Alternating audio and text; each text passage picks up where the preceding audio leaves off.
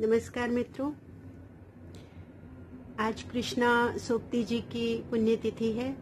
सबसे पहले मैं उनको विनम्र श्रद्धांजलि देती हूँ और स्त्री दर्पण का हार्दिक आभार व्यक्त करती हूँ कि उन्होंने मुझे अपनी बात कहने का और उनकी साहित्यिक कृति जिंदगी नामा से रचना पाठ करने का मौका दिया है। तो पहले मैं अपनी कुछ बात कहूँगी, जो प्रसंग मुझे अच्छे लगे उस पर चर्चा करूँगी और फिर उसके बाद मैं रचना पाठ करूँगी। जिंदगी नामा उपन्यास मेरे दिल के बहुत करीब रहा है, क्योंकि मैं मूलतः पंजाबी हूँ और उसी परिवेश में बड़ी भी हुई हूँ। मेरी माँ रिफ्यूजी थी, वो अविभाजित पंजाब से भारत आई थी। हमने जिंदगी भर उनकी स्मृतियाँ सुनी और उसमें विभाजन के समय की कटु स्मृतियों को अगर छोड़ दिया जाए तो जो अविभाजित पंजाब की उनके घर की स्मृतियाँ थी वो इतनी मधुर थी कि इस उपन्यास को पढ़ते हुए मुझे बेसाख्ता अपनी माँ याद आती रही और मुझे लगा कि मैं इन रास्तों से गुजरी हुई हूँ। जिंदगी नामा उपन्यास में ये बात पहले भी कही जा चुकी है कि कोई नायक या नायिका नहीं है, उसमें लोग हैं, उसमें जनजीवन है, उसमें डेरा जट्टा गांव है, उस गांव की भाषा है, उस गांव का अपनापन है, वहाँ का रहन सहन है, वहाँ के मधुर संबंध हैं, अंतर संबंध है, सामूहिकता है, उत्सव हैं और उन उत्सवों पर परोसे जाने वाले पकवान हैं और वहाँ की वेशभूषा है, वहाँ का मतलब सब वर्णन है वहाँ का। और ये बात सही भी है, लेकिन उपन्यास को शाहनी के पर्सपेक्टिव से लिखा गया है, उनके पॉइंट ऑफ व्यू से लिखा गया है। शाहनी जो हैं उनका विवाह शाह से हुआ है, जो उस गांव के और कई गांवों की जिनके पास मिल्कियत है, खेतों के वो मालिक हैं, जबकि वो उस गांव में सिर्फ 100 रुपये लेकर आए थे। तो यह उस समय का जो साहूकारों का जो शोषण है कहीं ना कहीं उसको प्रमाणित करता है। लेकिन इस उपन्यास को पढ़ते हुए जो बात मुझे सबसे ज़्यादा ठग से लगती है वो ये है कि जो क्या नहीं होना चाहिए हमारे अब के जीवन में। मतलब जो अभी हम हैं उसमें बाजार इस कदर हमारे जीवन में घुसा हुआ है कि हम बाजार के बिना अपने जीवन की कल्पना भी नहीं कर सकते। हमारे ड्राइंग रूम से लेकर हमारे बेडरूम तक, हमारे कपड़ों से लेकर हमारे स्वेटर, हमारा खाना पीना, हमारा ओढ़ना, हमारा रजाइयाँ, कंबल, सब कुछ तो हम बाजार से लेते हैं। और इस बाजार से लेने में जो पहले एक जाने की स्वतंत्रता थी वो रही सही इस लॉकडाउन ने ख़त्म कर दी। तो जब जिंदगी नामा पढ़ रही थी मैं, तो मुझे सबसे जो मधुर चीज़, जो मधुरता इसमें मुझे लगी वो थी आत्मनिर्भरता। मतलब उस गांव के लोग सब कुछ खुद कर रहे हैं। अगर वो दूतहियाँ भी खुद बुनते हैं, खेस भी खुद बनाते हैं, चरखे भी खुद काटते हैं, मिठाइयाँ भी खुद बनाते हैं, खेतों में काम भी खुद करते हैं और मतलब टप्पे भी खुद बोलते हैं, हीर भी खुद गाते हैं। सोहनी में अभी की तरह नहीं है कि अभी शादी है तो आपने एक आयोजित बैंड बुला लिया जो आपका पूरा प्रबंधन करेगा आके और आपको एंटरटेन करेगा। वहाँ पर सब कुछ खुद है और उस खुद में सिर्फ शाहनी शामिल नहीं है, उसमें हिंदू भी हैं, मुसलमान भी हैं, ईसाई भी हैं और मतलब सभी तरह के वर्ग हैं, सभी तरह के धर्म हैं, आयु है। जो तरंजन का जो एक वर्णन उन्होंने किया है लोहड़ी से पहले का, जो इसमें वो चरखा काटने के लिए लड़कियां बैठती हैं, उनकी शादियों और मंगनियों की बात भी उसी में हो जाती है, उनके सुख दुख उसमें बट रहे हैं। और जो सबसे अच्छी बात लगी वो ये कि उस समय एक दूसरे की सुध रखने की जो चाहत थी, जो भाईचारा था, जो आज बिल्कुल मिसिंग है। मतलब आज अगर हमको बुखार भी हो जाता है तो हम फेसबुक पर लिखकर खुद बताते हैं कि मुझे बुखार हो गया है। तो ये जो है बहुत ठग से लगता है कि जीवन को इस तरह होना चाहिए या वैसा होना चाहिए। टेक्नोलॉजी ने बहुत कुछ हमको दिया भी है, मतलब गूगल करने पर हमको बहुत सारी इन्फॉर्मेशन मिल जाती है, लेकिन जैसे वो जो बड़े शाह हैं वो जिस तरह बच्चों को बुझारतें बच्चे उनके साथ बैठकर सुनाते हैं और वो पौराणिक कथाओं का वाचन करते हैं और उसको प्रकृति से जोड़ते हैं, तो वो बहुत एक मधुरता पैदा करता है संबंधों में भी और बच्चों में एक संस्कार भी लाता है जो शायद गूगल नहीं ला सकता। जानकारी दे सकता है, पहले से अधिक जानकारी दे सकता है और अधिक तटस्थ जानकारी भी शायद हमको भी उपलब्ध है। लेकिन एक दो प्रसंगों का मैं इसमें जिक्र करूंगी जो मुझे बहुत जिन्होंने मेरे मन को छुआ।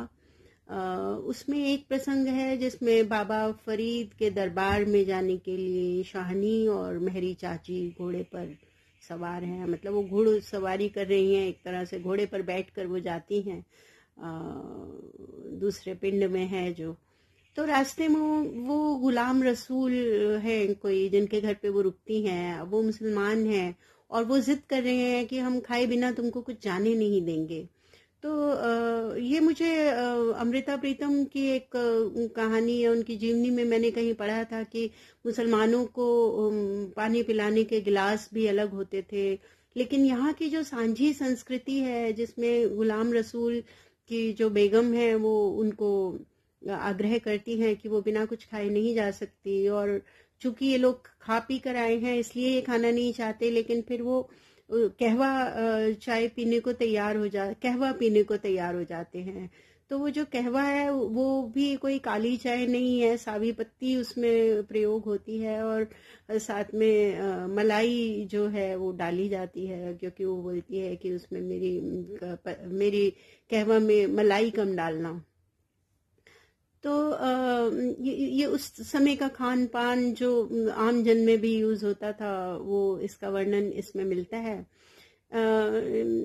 तो वो जो स्त्री है जिसके घर में वो रुके हैं थोड़ी सी देर के लिए, वो गर्भवती है और उसका 7वां या 8वां बच्चा पैदा होने वाला है, और जो शानी है वो निसंतान है अभी तक, और जो मेहरी चाची हैं वो भी निसंतान ही रही हैं, इसलिए उनके मन में भी एक हुक है इस बात की कि शाहनी को औलाद मिलनी चाहिए। तो वो जो स्त्री है वो उसको प्रसव पीड़ा हो जाती है, और उस समय गांव में जो दाई है जो उस समय बच्चे पैदा करवाती है वो उस समय है नहीं, वो कहीं और किसी और का प्रसव करवाने के लिए गई हुई है। तो ऐसे में मेहरी चाची जो हैं वो उस स्त्री का बच्चा पैदा करवाती हैं। तो ये जो मतलब अपनापन है और ये जो एक दूसरे पर भरोसा है, ये हम आज की दुनिया में तो नहीं देखते हैं। ये मुझे बहुत अच्छा प्रसंग लगा। और मेहरी चाची का जो चरित्र रचा है कृष्णा सोबती जी ने, उस जमाने के हिसाब से वो कितना आगे है, वो कितना प्रगतिशील है कि वो दीदार सिंह उसके पहले पति का नाम है जिसकी वो विधवा है, और वो जब विधवा होने के बाद शाह से दोबारा प्रेम में पड़ जाती हैं और उनसे विवाह रचती हैं, तो अदालत में उनकी पेशी होती है जहां अदालत में उनसे पूछा जाता है कि इसने तुमको क्या सब्ज बाग दिखाए जिसकी वजह से तुम अपने घर की दहलीज लांग कर आई। तो वो जो स्टैंड लेती हैं उस समय, वो एक बहुत मजबूत औरत का स्टैंड है जो उस समय के हिसाब से मेरे ख्याल से बहुत आगे है। और वो कहती हैं कि मैं उससे प्रेम करती हूँ, और उसमें उन्होंने लिखा है कि उस समय मुझे सिर्फ 2 लोग ही दिखाई देते हैं अदालत में, एक तो हाकिम मतलब जज, और दूसरा मेरा पति शाह, और बाकी सब पगड़ियां हैं। तो ये इतनी काव्यात्मक अभिव्यक्ति है कि बाकी सब पगड़ियां हैं, और वो जो स्टैंड लेती हैं वो एक बहुत मजबूत औरत का स्टैंड है। उसके बाद जो उसका देवर है वो भीड़ से निकल कर आता है और आकर मेहरी चाची के पैरों में गिर पड़ता है और कहता है कि जो मेरा घर है वो तुमसे ही उजला है और तुम चली जाओगी तो वो घर घर नहीं रहेगा। तो वो कहता है मैं इज्जत की बात नहीं जानता। वो इज्जत के मारे नहीं कर रहा, वो उसका वो अपना प्रेम है जिसकी वजह से वो ये बात कहता है। तो जो मेहरी चाची हैं वो अंत तक उसकी उस कोमलता को संजोए रखती हैं। और एक दिन किसी निसंगता में, अकेलेपन में वो बैठी हुई हैं और अचानक अपने अतीत की स्मृति में डूबी हुई हैं और उनको अपने देवर की याद आती है। तो वो फिर फैसला लेती हैं कि वो उस घर में जाएंगी दोबारा, और वो जाती हैं। तो इस बात की कल्पना करना भी कि एक औरत जो विधवा थी, जिसने पुनर्विवाह किया और फिर अपने देवर को देखने के लिए वापस उस घर में लौट के गई, वहां पे एक रात रुकी। वो लिखती हैं कि इस बैठकी में आकर मैं कभी दोबारा सोऊंगी, कभी मैंने सोचा भी न था। तो ये भी मुझे एक अनकही प्रेम कहानी सी लगी, जो बहुत स्पष्ट नहीं है, लेकिन वो मन को छूती है, एक प्रेम कहानी की तरह ही।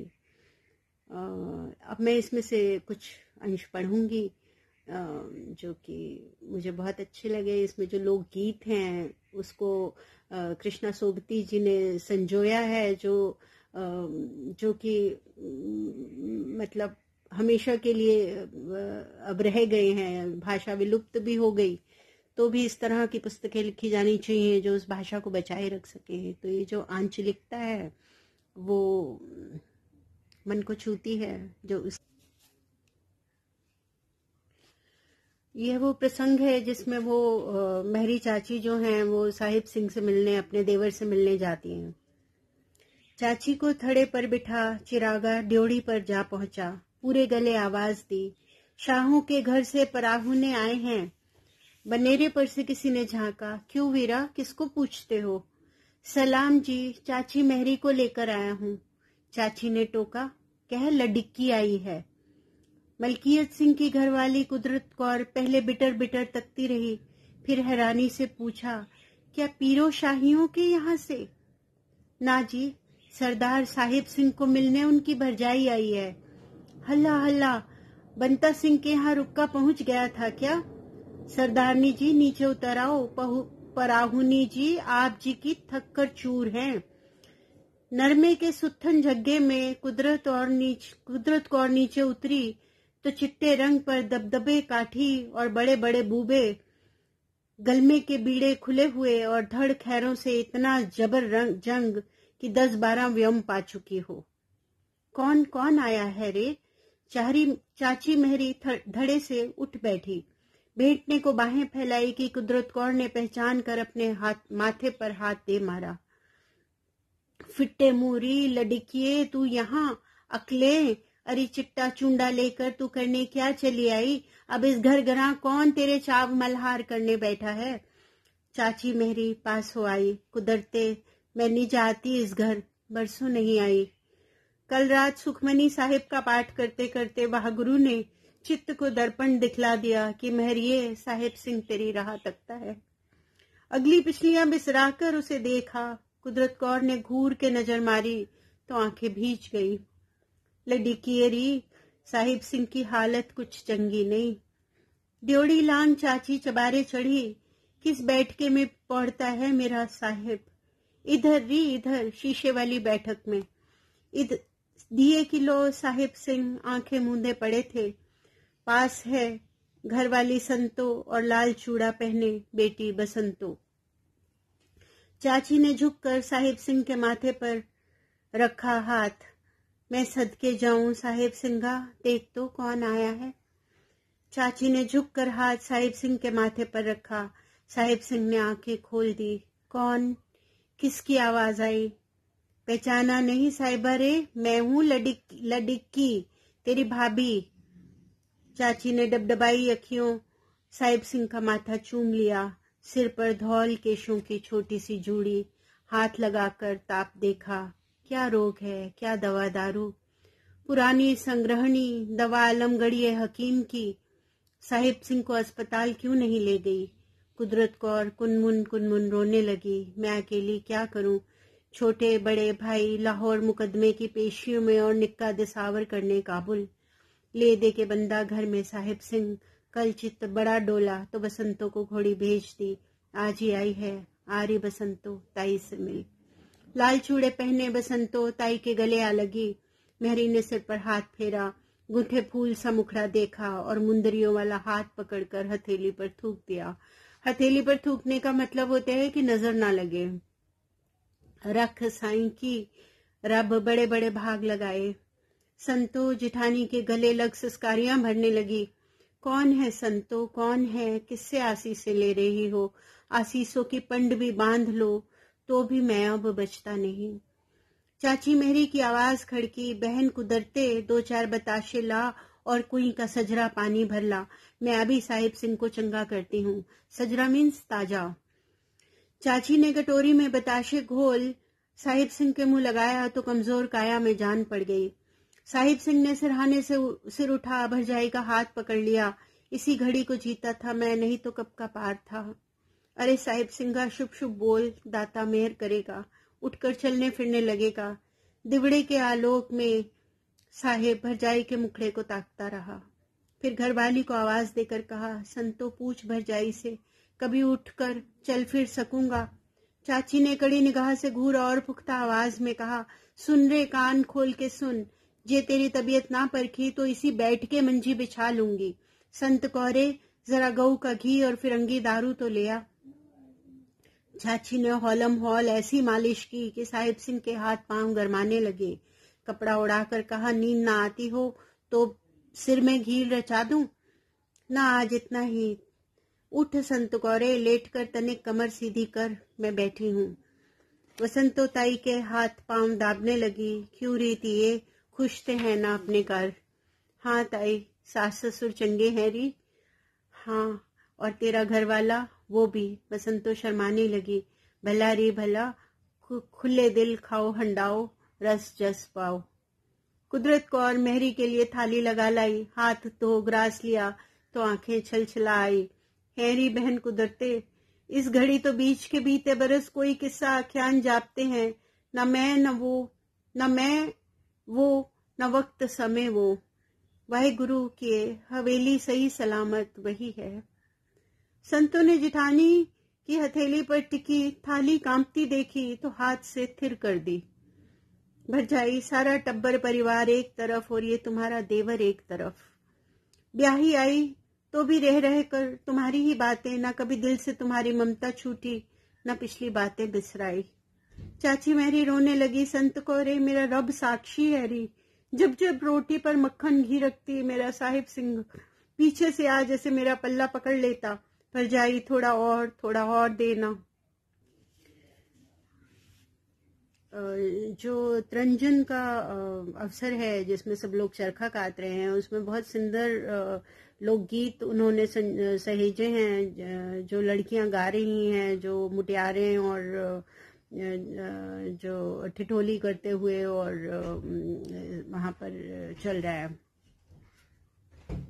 डोली चढ़ दिया मारिया हीर चीका, मैनू ले चल बाबला ले चल वे, मैनू रख ले बाबला हीर आखे, डोली छत कहारनी ले चल वे, साडा बोलना चालना माफ करना, 5 रोज तेरे घर रह चले। ये प्रेम रोग फिल्म में भी राज कपूर ने इस गाने को यूज किया है। शाहनी की अखियां भर आई। माँ बीबी चुप चुप हौके भरती रही। मदमाती चिड़ियों की आंखें बाबू के मुखड़े पर टिकी रही।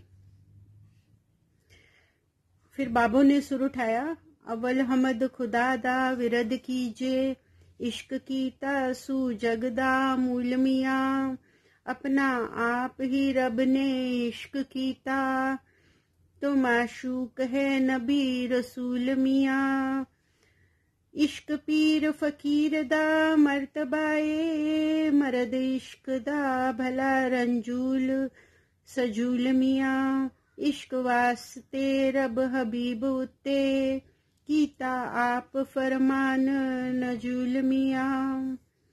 बाबू ने लड़कियों को गुमसुम देखा तो टिटकारी ली, कवारियों ध्यानियों अभी से क्या चिंता फिकर, जो आंख वक्त से लड़ेगी वो अल्लाह के फजल से तोड़ भी जा चढ़ेगी। तो फातिमा बहन नबी रसूल वाली घोड़ी गा दो, बड़ी मनभावनी है। मेरे वीर का सेहरा आया, कोई माली गूंथ के लाया, उत्ते छतर नबी का सोवे साले आतियाली। फिर बाबू ने सुहाग गाया, बीबी चन्नन दे ओले ओले क्यों खड़ी, जी मैं खड़ी सा बाबुल जी दे पास, बाबुल वर ढूंढे हो। तो ये जो ठिठोली चल रही है और जो आपस में छेड़छाड़ हो रही है, वो बहुत सुंदर दृश्य, बहुत दृश्यमान है, ये आपस में शामिल हो जाते हैं। तो राबिया अनछिपी आंखों शाइनी की ओर देखती रही, जो शाइनी कोई मुहूर्त हो।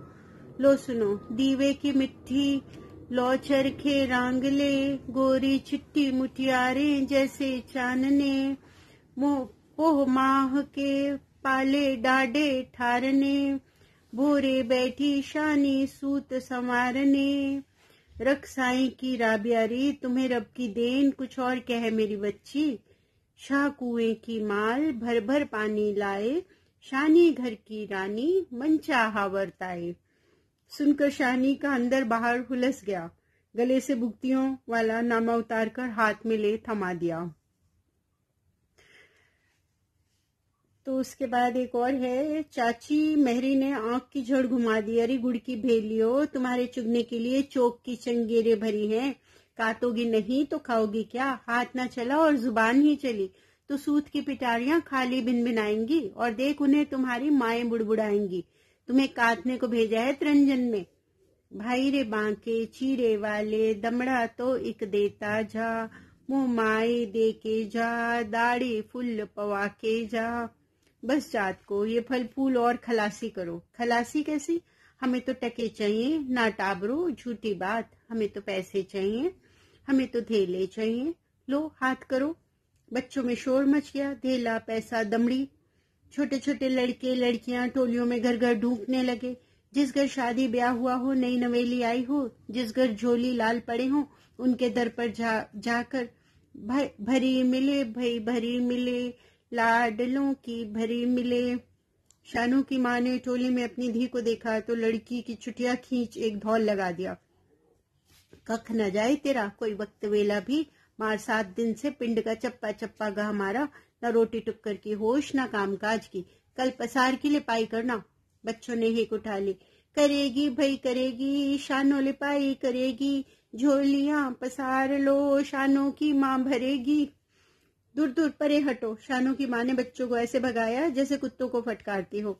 बच्चे हंसने लगे, आएगी भाई आएगी, इस घर लोड़ी आएगी, आने वाली लोड़ी पर शानू की माँ गोदी में बछड़ा खिलाएगी, बछड़ा खिलाएगी।